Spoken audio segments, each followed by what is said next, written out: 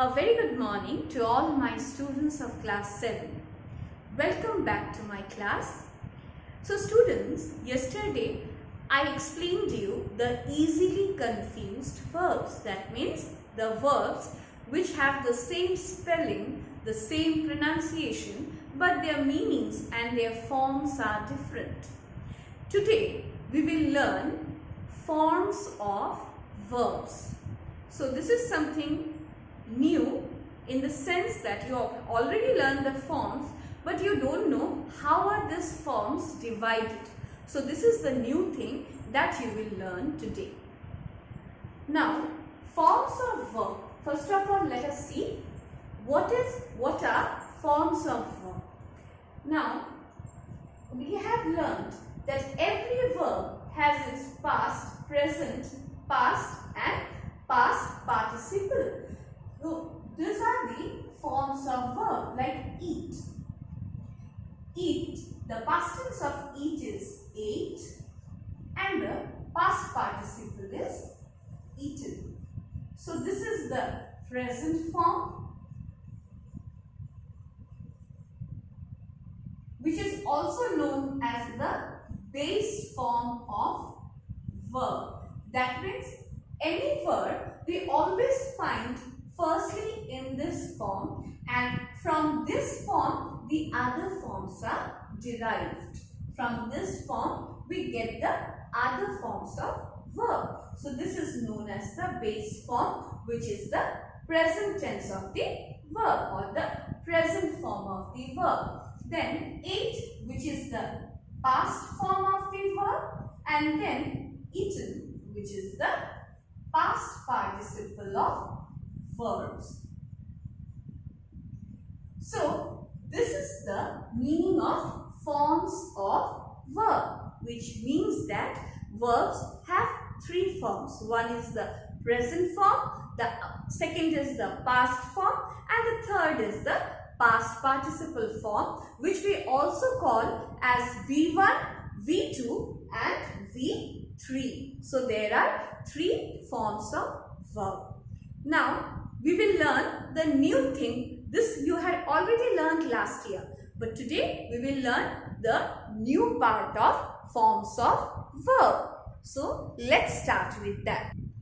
Now, forms of verb are divided into two types. That means the present, past and past participle. Basically, the present is the base form. So, from the present, the two kinds of other verbs that we derive from the base form is done in two ways. So, forms of verb can be done in two ways, and on the basis of that, forms of verbs are two kinds. So, what are they? The forms of verbs which are two kinds, let us write them.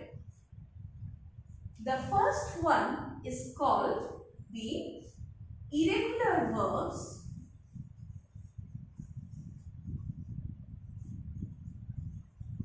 and the second one is called the regular verbs. So, these are the two kinds of verbs which comes under forms of verb. It means that these are the two ways in which we can write the past and the past participles. Now, we will learn what actually they are. Now, one more thing that you need to remember is these verbs have another name. Irregular verbs are also known as strong verbs, and regular verbs are also called weak verbs. Now, let's see what these irregular and regular verbs are. Now, for example, I write the verb dance and I write another verb sing. Now, both these are the base forms of the verb or the present form of the verb. Dance is also the present form and sing is also the present form of the verb. Now, we can derive the past tense and the past participles from this verb. What is the past tense of dance? It is danced. And what is the past participle? It is also danced. Isn't it? So, dance, danced, danced. Now, we will write the past and the past participles of sing. So, what is the past tense of sing? It is sang. And what is the past participle of sing? It is sung. Now, my dear students, you can observe that we had derived the past tenses and past participles of both the verb. But when we got these new words, there is a difference between them. Now see, this is V1, this is V2 and this is V3. See, the V2 of dance we formed just by adding D. The main word is already there, isn't it? We have dance and we have just added D. The same thing happened in case of here also. The same thing happened.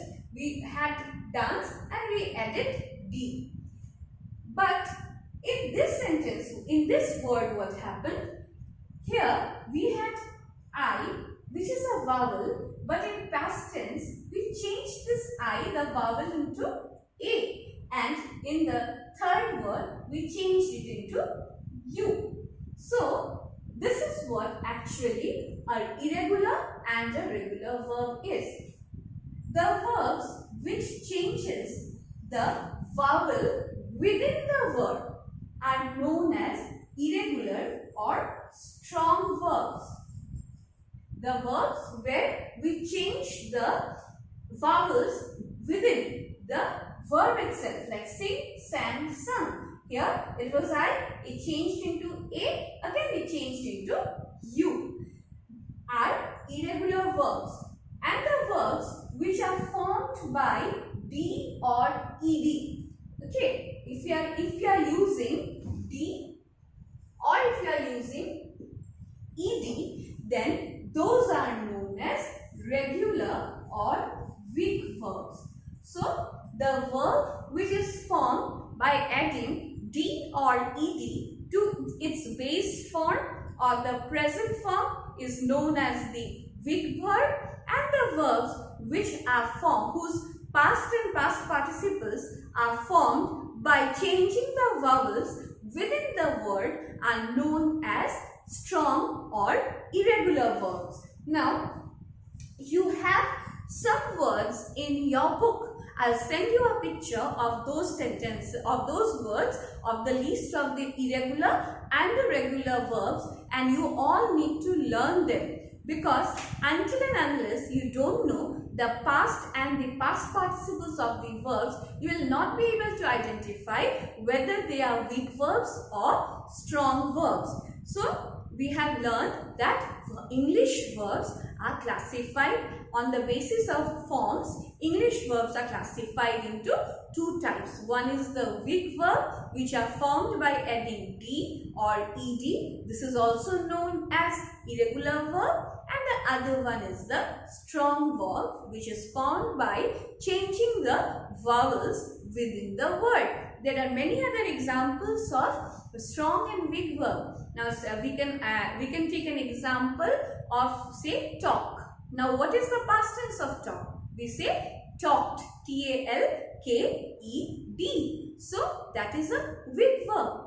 Again, if I want to write down the past tense of drive, then what will I write? Drove, D-R-O-V-E. So that is a strong verb. So how will you know whether drive is a strong verb or weak verb? You have to know the past and the past participle. That is drive, drove, driven. Only when you know that, you will be able to understand it.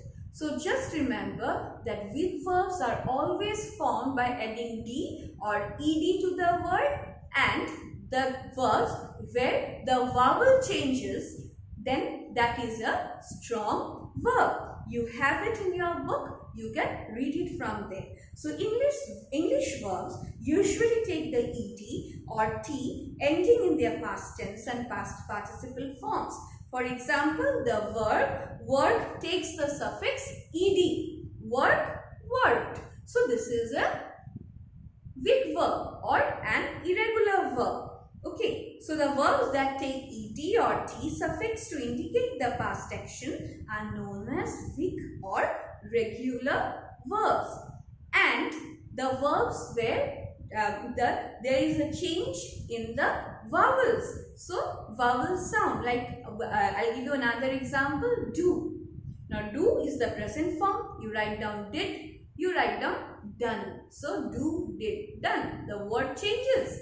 So this is the what changes in the word? The vowel changes in the word. So that is a strong verb. So my dear students, this is what you need to understand about verbs. We learned the direct and indirect objects. We learned transitive and intransitive verbs. We learned the easily confused verbs, and we learned the forms of verb. So this is enough for this year. Understand them, practice them, and you will be able to do them correctly. So thank you. Have a nice day.